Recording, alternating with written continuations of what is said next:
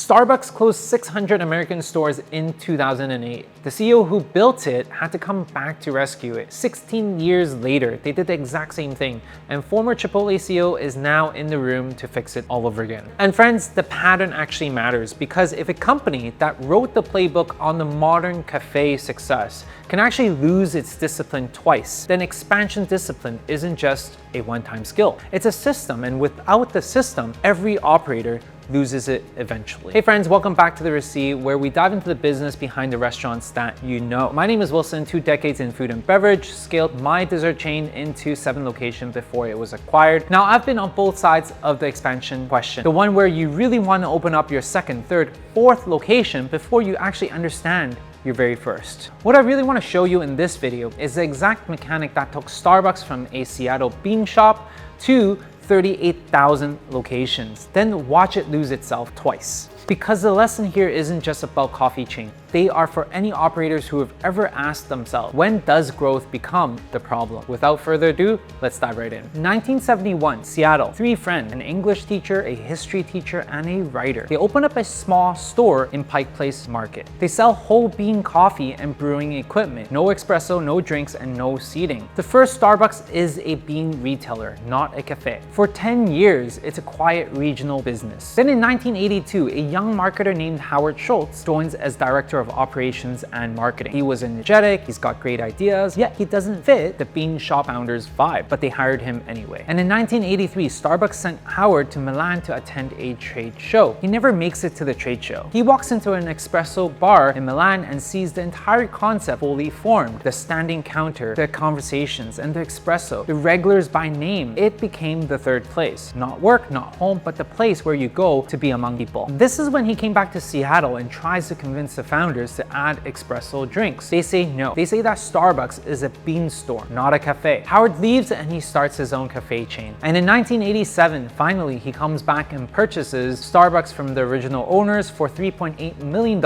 and merges it with his own chain, taking Starbucks' name. The 3rd place cafe concept, the espresso, the music, the conversation, all of it starts from there. From 1987 to 2007, Starbucks is one of the great American business stories. From going IPO in 1992 to 100 locations to 1,000 locations to growing past 5,000. And in the 90s, they expanded globally to London, Tokyo, Beijing. By 2007, Starbucks has roughly 15,000 locations. Howard stepped down as chairman and a new CEO is continuing to push for growth. And friends, here's where the drift starts. Because at 15,000 locations, the model that built Starbucks starts to fight against itself. New stores are opening blocks apart from each other in major US cities. Some are cannibalizing each other. The grind and brew aroma, one of Howard's signature design choices, gets phased out for efficiency reasons. Baristas are starting to be trained on speed metrics. The line is faster, but the conversation, the 3rd place element that is recognized by name,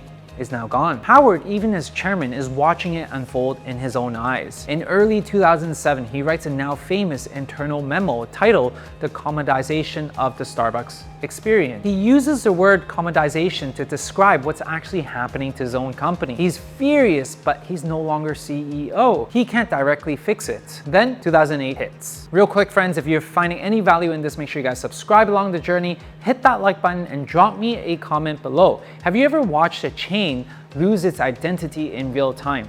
If you do, let me know which one. January of 2008 is when Howard returns back as CEO. He inherits a company with falling same-store sales, falling stock price, and a brand identity crisis. His first move was symbolic. On February of 26, 2008, he closes every single US store for 3 hours, simultaneously to retrain the 135,000 baristas on how to pull an espresso shot properly. 3 hours of closed stores nationwide to re-anchor the company on the one thing that was supposed to be best at. He announces the closure of around 600 underperforming US locations. And friends, this is what discipline looks like when it's been absent. You can't tweak your way out of a brand drift problem. You have to cut. Within a year, same-store sales stabilized. Within 2 years, growth returned. And within 5 years, Starbucks' stock is now at an all-time high. The lesson that everyone took away in 2010 is that Howard had the courage to cut. He did the unglamorous thing. He retrenched. What people missed, friends, is that the system that allowed the drift in the first place was never fixed. The growth mandate was the problem. The store opening cadence, the CEO's relationship to the experience, none of that got rebuilt structurally. Fast forward to now 2024, Starbucks has roughly 38,000 locations globally, about 9,000 of them company-owned in the US. Mobile orders are now around 30% of the US transactions. The mobile pipeline is overwhelming baristas. The in-store experience, the third place, is functionally gone in most locations once again. Drive-thrus are backed up, lobbies are queuing, congestion zones, customer satisfaction scores are at a multi-year low. Same-store sales declined several quarters in a row. And friends, the pattern is exactly the same in 2007. The system just grew past its discipline. And this time, Howard isn't returning. He's older, he's done. So in August of 2024, the board hires Brian Niccol from Chipotle. He's the operator who has turned around Chipotle after the 2015 food safety crisis. He's the closest thing to Howard the industry has ever produced in the last 2 decades. And speaking of Chipotle, definitely check out this video where we covered in depth of this turnaround. His first announced move echoes Howard's 2008 playbook. Refocus on the experience, simplify the operations, and slow the mobile order growth. It's too early to know if this is actually going to work, but the bigger lesson, friends, is the one underneath the lesson. Starbucks didn't lose discipline because of Howard leaving. Starbucks lost discipline because the system never had a way to maintain it without him. The discipline was the founder. When the founder steps back, the discipline goes with him, unless you build a system to replace him.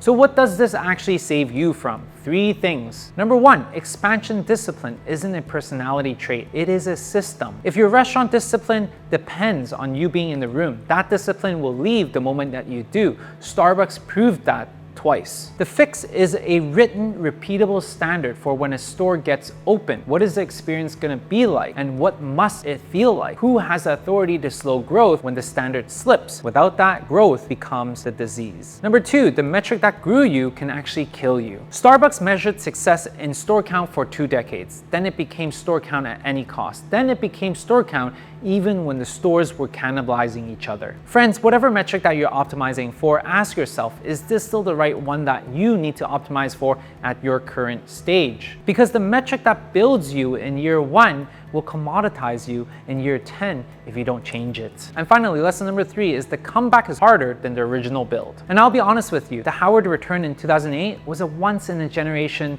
founder rescue. Most operators don't get that second chance. The discipline conversation has to happen before the drift, not after.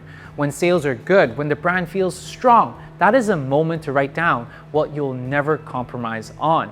Not at the bottom of the next step. Take this as reference, friends, because Starbucks isn't a story about coffee. It's a story about what happens when a founder steps back and the system underneath them isn't strong enough to hold the brand together. Build the system before you step back. So there it is, friends. Starbucks lost its identity in 2007 because the system that built it wasn't strong enough to maintain it without the founder. Howard fixed it once, they lost it again, and now Brian is in the room because the lesson never got built into the company's bones. Friends, if you find any value in this, make sure you guys subscribe along the journey, hit that like button. It shows me this is the type of content that you like, and we will make more of this for you. With that, friends, we'll see you in the next one.